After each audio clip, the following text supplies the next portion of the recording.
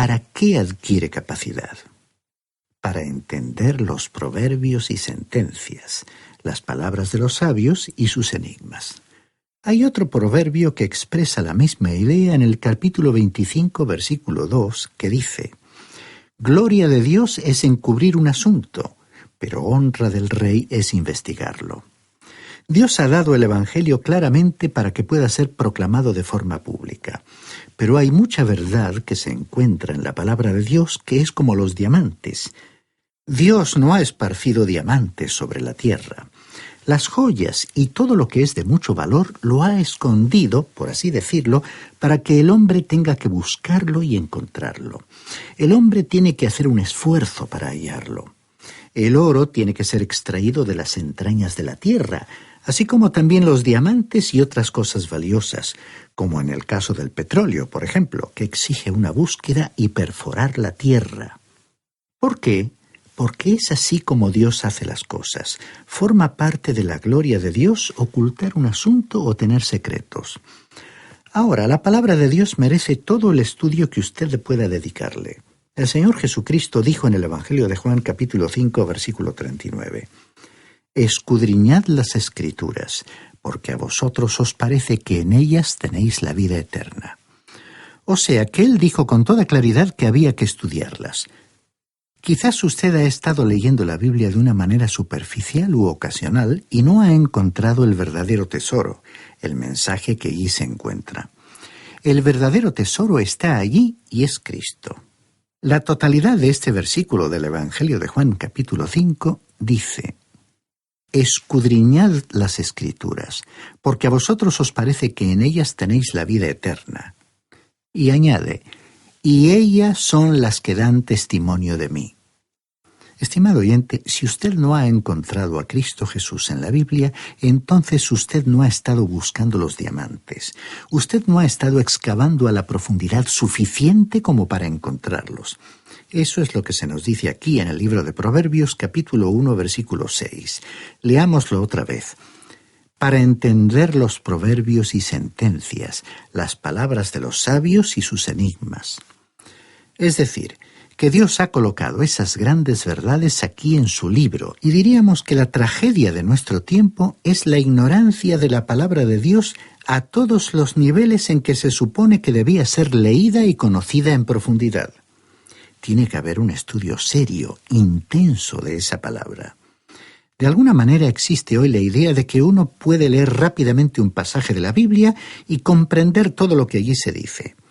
Confiamos en que hayamos podido descubrir una cosa, por lo menos en este estudio, llegando a la conclusión de que usted no podrá descubrir las pepitas de oro de la palabra de Dios sin un estudio atento y detenido de la misma.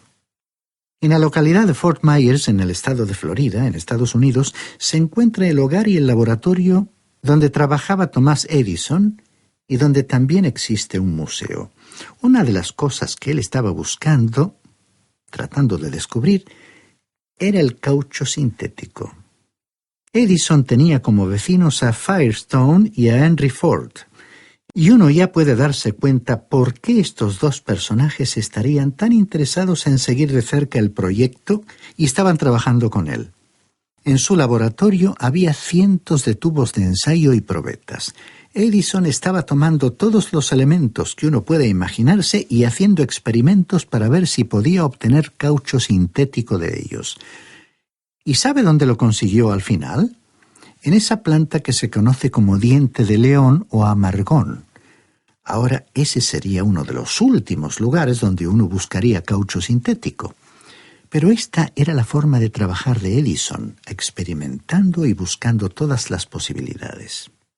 Y al observar la labor que se realiza en un laboratorio de esta clase y los cientos de probetas que esta gente utiliza y las largas horas que los miembros de un equipo de investigación tienen que pasar trabajando allí para tratar de encontrar algo, uno no puede menos que pensar en la poca atención que le dedicamos hoy a la palabra de Dios, donde uno puede realizar verdaderos experimentos y uno puede llevar a cabo verdaderos estudios.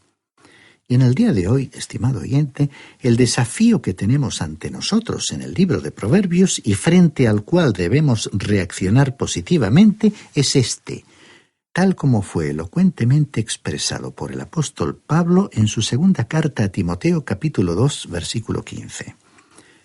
Procura con diligencia presentarte a Dios aprobado, como obrero que no tiene de qué avergonzarse, que usa bien la palabra de verdad. Este es el gran desafío que el autor de la Biblia pone delante nuestro.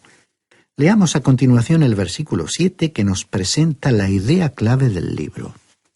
El principio de la sabiduría es el temor del Señor. Los insensatos desprecian la sabiduría y la enseñanza. Aquí en la segunda línea o parte de este versículo tenemos un contraste interesante. Nos explica el motivo por el cual los insensatos o necios no salen de su ignorancia. La experiencia no les enseña nada. Para ilustrar esto, tenemos una sencilla historia que quizás nos ilustre esta realidad. En cierta ocasión, un hombre de negocios iba viajando por la carretera en su automóvil y de pronto uno de los neumáticos reventó. Tuvo que salir de la carretera y detener su automóvil al lado de un manicomio. Del otro lado de la cerca estaba un hombre observándolo con mucha curiosidad y miraba mientras este automovilista cambiaba la rueda de su automóvil. Nunca le dijo nada a él, simplemente permaneció allí mirándolo. El automovilista tampoco quiso decirle nada porque no sabía en qué condiciones se encontraba ese hombre que estaba ahí internado. Así fue que cuando él quitó la rueda de su automóvil, colocó las tuercas correspondientes en el tapacubos, pero inclinó accidentalmente el tapacubos y entonces las tuercas cayeron por una alcantarilla y no las pudo recuperar. Y este hombre se quedó allí indeciso sin saber qué hacer. Entonces el hombre que le había estado observando le dijo: ¿por qué no quita una tuerca de cada una de las otras ruedas y la coloca en esa que no tiene ninguna y va a la estación de servicio y allí podrá conseguir las otras que le faltan para fijar la rueda? Ante esa sugerencia, el automovilista le miró sorprendido y le dijo: ¿por qué no se me ocurrió a mí esta idea? Usted está en una institución psiquiátrica y yo estoy aquí afuera y sin embargo usted es quien pensó en la solución. A lo cual el internado le respondió: bueno, yo puedo estar aquí por loco, pero no soy tonto. Bueno, en cierto sentido, este libro de los Proverbios está intentando quitarnos a usted y a mí de una actitud de insensatez permanente que nos impide ver cosas evidentes de la vida diaria, que de esa manera nos pasan desapercibidas. Es que este libro que estamos estudiando tiene mucho que decir acerca de la necedad, la insensatez o la estupidez, es decir, de esa torpeza para comprender las cosas. Veamos ahora lo que nos dicen los versículos 8 y 9. Escucha, hijo mío, la instrucción de tu padre y no abandones la enseñanza de tu madre, porque adorno de gracia serán en tu cabeza y collares en tu cuello. Esta es una importante relación familiar. Hay muchos de nuestros jóvenes que provienen de hogares en los que tuvieron padres piadosos. Ellos les instruyeron, les enseñaron a amar a Dios y su palabra y nunca se apartaron de las buenas cosas que aprendieron en su hogar. Por otra parte, deseamos que Dios tenga misericordia de los padres que no están instruyendo a sus hijos en las enseñanzas de Dios. Pasaremos ahora a otro tema. Leamos el versículo 10 de este capítulo 1 de Proverbios, donde se comienza a hablar sobre la tentación fuera del hogar. Hijo mío, si los pecadores intentan engañarte, no lo consientas. Ahora, las circunstancias se sitúan fuera del hogar. Cuando el joven sale del hogar, ¿cuál es la primera persona con la que hablará? Bueno, generalmente entrará en contacto con un pecador, porque la mayoría de la raza humana está formada por pecadores que aún no han venido a Cristo. Todos nosotros somos pecadores, pero el joven se va a encontrar con el pecador que aún no ha sido redimido y en consecuencia su vida está controlada por el pecado. Y entonces, ¿cuál debe ser su actitud en cuanto a esta persona? Bueno, si esa persona intenta engañarle, el proverbio le dice: no lo consientas. Recordemos que en la introducción al libro de los Proverbios mencionamos que en esta obra uno encuentra proverbios que se corresponden con personajes de la Biblia, y que probablemente uno también encontrará proverbios con los que pueda comparar a amigos. Vamos a leer nuevamente este proverbio. Hijo mío, si los pecadores intentan engañarte, no lo consientas. Creemos que este encaja con un personaje de la Biblia, ¿No le parece, estimado oyente, que describe a José cuando fue llevado como un esclavo a Egipto y la mujer de Potifar intentó seducirlo? Pero él no lo consintió. Este proverbio del versículo 10 es entonces un ejemplo positivo de la experiencia de José en aquella tentación. Leamos a continuación los versículos 11 al 13. Si te dicen, ven con nosotros, pongamos asechanzas para derramar sangre, acechemos sin motivo al inocente, los tragaremos vivos como el sepulcro, y enteros como los que caen en la fosa.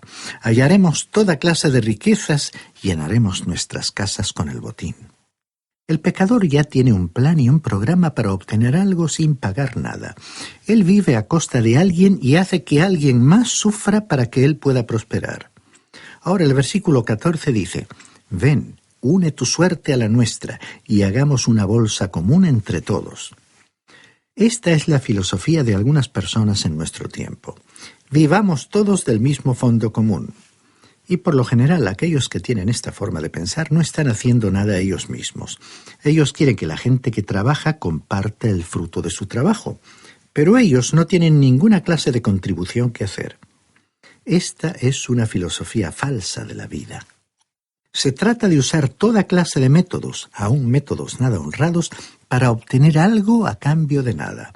Esa es la forma de ver la vida de algunos en nuestro tiempo. El autor de estos estudios bíblicos, el Dr. Vernon McGee, contaba que cuando su padre falleció en un accidente, y él tenía 14 años de edad, su madre y su hermana lo llevaron de regreso a la ciudad de Nashville, donde estaba su hogar, y él tuvo que ponerse a trabajar. No pudo continuar en la escuela porque hacía falta dinero en la casa. Consiguió un trabajo en una ferretería que vendía de todo al por mayor. No solo vendían cosas relativas a la ferretería, sino que también vendían dulces y toda clase de artículos. Y él tuvo que trabajar en el departamento de correspondencia con otros jóvenes. Bien, el doctor McGee contaba que estos jóvenes no eran muy buenos. Se habían dado cuenta que uno podía sacar de las cajas de dulces un pequeño paquete y que nadie se daría cuenta de ello, ya que se vendía al por mayor y allí había por lo menos unas 50 cajas. Pues bien, uno podía llenar varias de ellas por uno mismo, y el doctor McGee confesaba que el primer día él cooperó con los muchachos y que luego su conciencia comenzó a molestarle durante la noche, ya que se dio cuenta que eso no estaba bien, porque estaba robando. Así que al día siguiente fue y le dijo a sus jóvenes compañeros de trabajo que él no quería seguir tomando lo que no le pertenecía, sino dedicarse a trabajar honradamente. Calculó que eso era lo mejor que podía hacer. Ahora debemos decir, estimado oyente, que es fácil para un joven caer en las costumbres turbias de un grupo de holgazanes, por la presión que ejercen las malas amistades y compañías en ciertos tipos de trabajos. Hay gente que trabaja lo menos posible y no produce de acuerdo al pago que está recibiendo.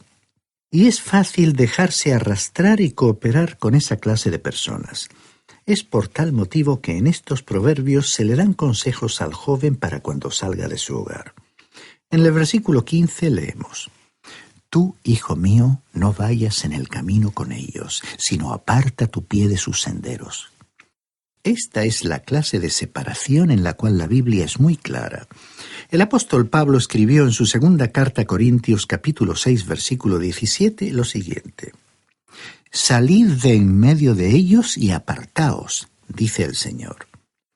El apóstol se estaba refiriendo a la idolatría, pero con toda certeza sus palabras se pueden aplicar aquí. Es como si Salomón hubiera aconsejado a ese joven que había salido del hogar, «Líbrate de esas malas compañías que te rodean». Ahora, en los versículos 16 al 18 de este capítulo 1 de Proverbios leemos, «Porque sus pies corren hacia el mal, se apresuran a derramar sangre. En vano es tender una red ante los ojos del ave, pero ellos en su propia sangre ponen asechanzas, contra sí mismos tienden la trampa». Cuando uno se enreda en estas acciones malas o dudosas, éstas finalmente lo llevarán a su propia destrucción. Usted quedará atrapado en su propia red.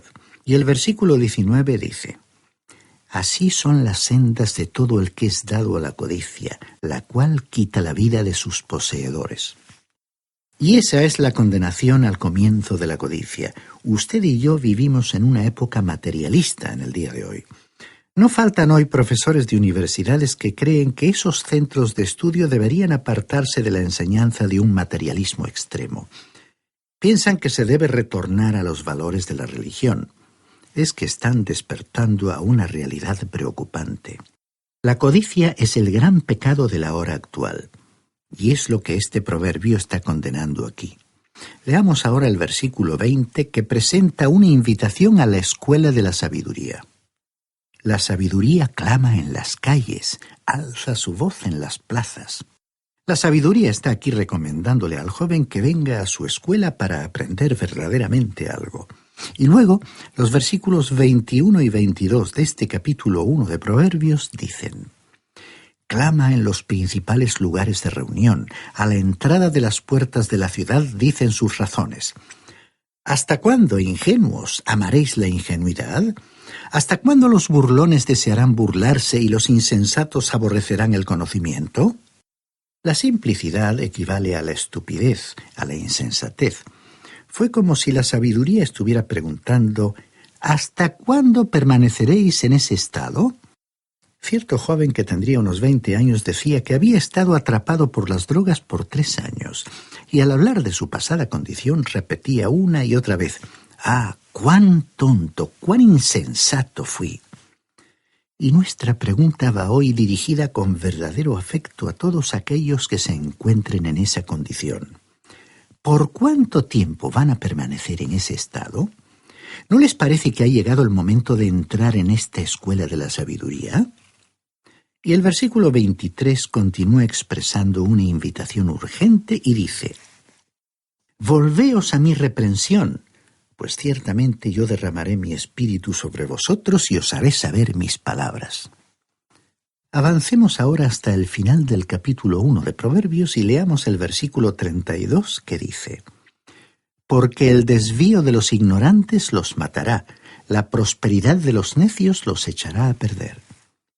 Apartarse, alejarse de Cristo, el Salvador, el único que puede restaurar las vidas de las personas, es un suicidio espiritual. Y el último versículo de este capítulo 1 de Proverbios, el versículo 33, dice: pero el que me escuche vivirá confiadamente, estará tranquilo, sin temor del mal. Esta es una magnífica expresión. Parece estar dirigida a nosotros, que vivimos en la sociedad de la abundancia, aunque dentro de la misma haya, por supuesto, grandes desigualdades. Y en esa sociedad, con frecuencia evaluamos a las personas por la casa en que viven, por el coche o coches que tienen, por el sueldo que suponemos que reciben o por la cuenta que imaginamos tienen en el banco. ¿No estaremos disfrutando de la prosperidad de los insensatos? ¿Cuánto necesitamos hoy aprender a oír, a escuchar con atención la palabra de Dios? Y no solamente aprender a oírla, sino también a ponerla en práctica, cumpliéndola, obedeciéndola.